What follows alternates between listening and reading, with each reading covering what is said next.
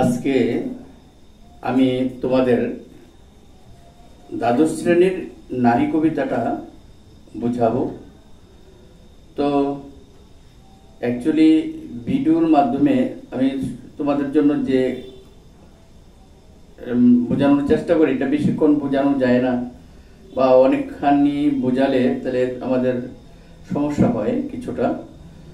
তবু আমি যতটুকু পারি বোঝানোর চেষ্টা করছি। কাজী নজরুল ইসলাম উনি বিদ্রোহী কবি নামে পরিচিত। ওনার কবিতার যে সুর সেটা হলো সাম্যবাদী চিন্তা চেতনা। কবি এই কবিতাটা সাম্যবাদী কাব্যগ্রন্থে প্রথম প্রকাশ করেছেন। পরবর্তী সময় অর্থাৎ 1 বছর পরে এটা সর্বহারা নামক কাব্যগ্রন্থে এটা তুলে ধরেছেন। তো আমি এখানে এটা বোঝাতে চাই যে নজরুল এমন কবি ছিলেন যিনি নারীদের জন্য ভেবেছেন। আমি বলবো সমস্ত নারী জগৎ যে নজরুলের যে চিন্তা চেতনার প্রতি শ্রদ্ধা রাখা উচিত, তাকে পূজন করা উচিত। সেই কাজী নজরুল ইসলাম এই কবিতার মধ্যে যে বিষয়টা তুলে ধরার চেষ্টা করছেন যে নারীরা চিরকাল বঞ্চিত। নারীরা আদিকাল থেকে এখন পর্যন্ত নানাভাবে নানা স্থানে, কি পিতৃ পরিবার, কি মাতৃ পরিবার, কি মানে শ্বশুরালয়, সর্বত্র সমাজের মধ্যে নানাভাবে নারীরা নির্যাতিত হচ্ছে। তো কবি তাদের কথাই এখানে জয়গান করেছেন। তাদের সমতা, তাদের সমান অধিকার দেওয়ার জন্য কবির এই যে প্রয়াস, এটাকে সত্যি আমাদের শ্রদ্ধা করা উচিত। তো কবি লিখেছেন যে সাম্যের গান গাই, আমার চক্ষে পুরুষ রমণী কোনো ভেদাভেদ নাই।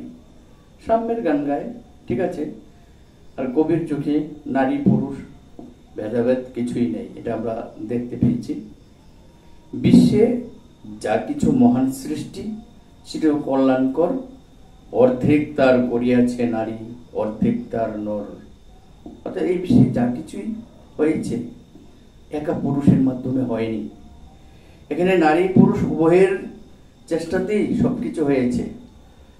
যদি সমাজে কোনো কাজ হয়ে থাকে সেই কাজে নারীরাও সমান অধিকারী, অর্ধেক নারীরাও এর ভাগীদার। নরকুণ্ড বলিয়া কে তোমা করে নারী হেয়জ্ঞান, তারে বলো আদি পাপ নারী নহে, সে যে নর শয়তান। যারা তোমাদেরকে নরকুণ্ড বলে থাকে, নরকুণ্ড এখানে বৃহৎ অর্থ আছে। সে নরকুণ্ড এক অর্থে একটা নারীদের নির্যাতনের একটা যন্ত্র বলা যায়। এদিকে নারী পুরুষের যে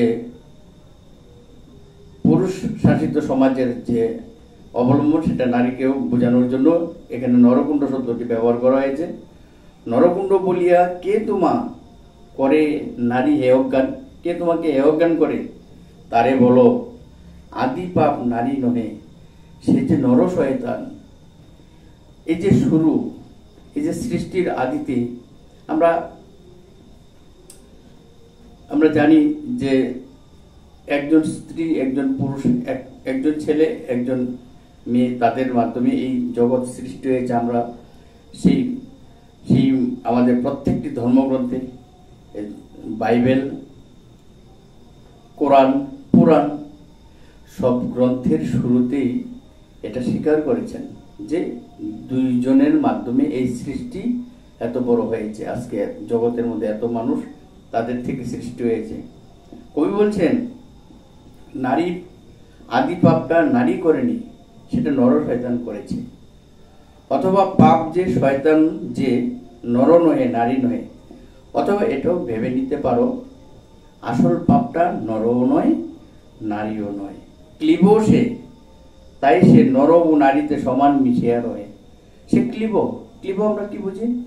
যে পুরুষও না, যে স্ত্রীও না।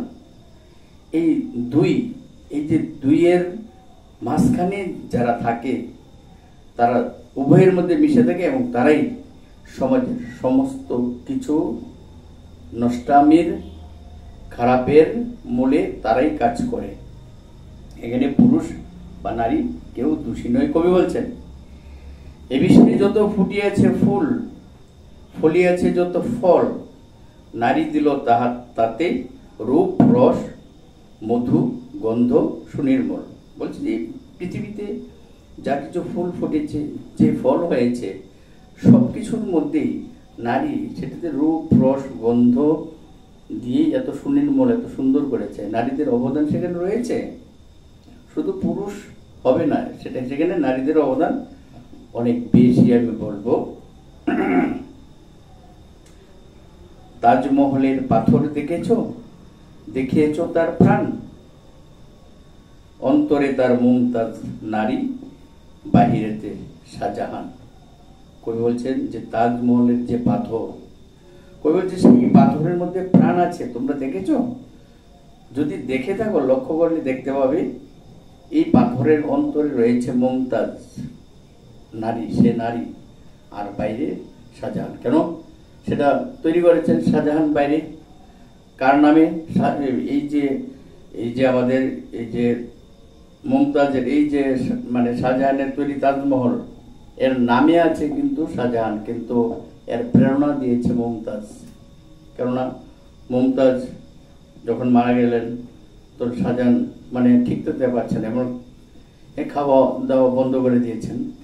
একটা সময় তাকে মানে যারা তার বয়োজ্যেষ্ঠ ছিল তাকে বোঝানো হয়েছে যে তুমি তার জন্য এমন কিছু করো যাতে তুমি স্মৃতিটা ভুলতে পারো, এবং তার জন্য এমন কিছু একটা করে যাও। তখন সেই প্রেরণা থেকেই তাজমহল নির্মাণ করা হয়েছিল। কবি সেটাই বলছেন যে নারী তাকে প্রেরণা দিয়েছে। গানের লক্ষ্মী, গানের লক্ষ্মী, শস্য লক্ষ্মী নারী, সুষমা লক্ষ্মী নারী ফিরিছে রূপের রূপের সঞ্চারী। বলছে যে এই যে জ্ঞানের লক্ষ্মী সেও লক্ষ্মী, গানের লক্ষ্মী সেও লক্ষ্মী, মানে সরস্বতীকে বোঝানো হয়েছে। শস্য লক্ষ্মী নারী, আর শস্য লক্ষ্মী আমরা জানি ধনদাত্রী, সে দেবী লক্ষ্মীকে, সে লক্ষ্মী, সে তো নারী। সুষমা লক্ষ্মী নারী ফিরিছে রূপে রূপে সঞ্চারে। রূপে রূপে এই যে এত সুন্দর সবকিছুর সঞ্চার, এই জগতের যা কিছু সুন্দর সৃষ্টির মূলে রয়েছে নারী। পুরুষ এনেছে দিবসের জ্বালা তপ্ত রুদ্র দাহ, কামিনী এনেছে যামিনী শান্তি সমীরণ বাড়িবাহ। বলছে পুরুষ এনেছে দিবসের জ্বালা আর তপ্ত রুদ্র দাহ। পুরুষ এটা এনেছে মানে তপ্ত রুদ্র দাহ, যেটা এনেছে নিয়ে এসেছে সারাদিন। এই তপ্ত রুদ্র দাহ নিয়ে যখন আসলো সেই নারীর কাছে, সে নারী কামিনী, সেই কামিনী এনেছে যামিনী। অর্থাৎ যামিনী বলতে রাত্রি, শান্তি, সমীরণ, বাতাস, বাড়ি প্রবাহ, বৃষ্টিধারা, এই সব কিছুই শান্ত হওয়ার মানে রৌদ্র তাপকে ঠান্ডা করার যে অস্ত্র, সেটা নারীর কাছেই রয়েছে। দিবসে দিয়াছে শক্তি সাহস, নিশীতে হয়েছে বধূ, পুরুষ এসেছে মরুতৃষা লয়ে, নারী যোগাইছে মধু। দিবসে দিয়েছে শক্তি সাহস, দিনের বেলায় নারী পুরুষকে শক্তি সাহস দেয়, আর নিশীতে তার বধূ হয়, তার পাশেই থাকে। পুরুষ এসেছে তৃষা মরুতৃষা লয়ে, মরুভূমিতে যেমন তৃষাতুর পথিক তার একটু জলপানের জন্য সে হন্যে হয়ে ঘুরে বেড়ায়, ঠিক তেমনি পুরুষ নারীর কাছে সেভাবেই আসে। নারী তখন তাতে মধু দেয়, অর্থাৎ তার তৃষ্ণা দূর করে। শস্যক্ষেত্র উর্বর হলো, পুরুষ জ্বালালো হল, নারী সেই মাঠে শস্য রূপিয়া করিল সুশ্যামল। শস্যক্ষেত্র উর্বর হয়, পুরুষ হাল চাষ করে, হাল চাষ করলে শস্য ক্ষেত্রটা তৈরি হয়, সেই ক্ষেত্রের মধ্যে নারী শস্য রূপিয়া দেয়, দিলে এই সুন্দর ফসলে সুশ্যামল হয়ে ওঠে। নরবাহে হল, নারী বহে জল, সেই জল মাটি মিশে ফসল হইয়া ফলিয়া উঠিল, সোনালী ধানের শীষে। বলছে যে এই নর সেখানে হাল চাষ করে, নারী সেখানে জল দেয়, আর জল মাটি মিশা সেখানে সুন্দর সোনালী ধানের শীষে ফসল ফলে। আমরা কবিতাটা আর দীর্ঘায়িত করলাম না, আজকে আমরা এখানে শেষ করব। আমি সবাইকে বলবো আমাদের যে দ্বিতীয় পর্বে আমি বাকিটা বোঝানোর চেষ্টা করব, তোমরা সবাই অপেক্ষায় থাকবে ওই ভিডিওটা দেখার জন্য। সবাই দেখবে, সবাই ভালো থাকো। আজকে আমি এখানেই শেষ করছি নারী কবিতা।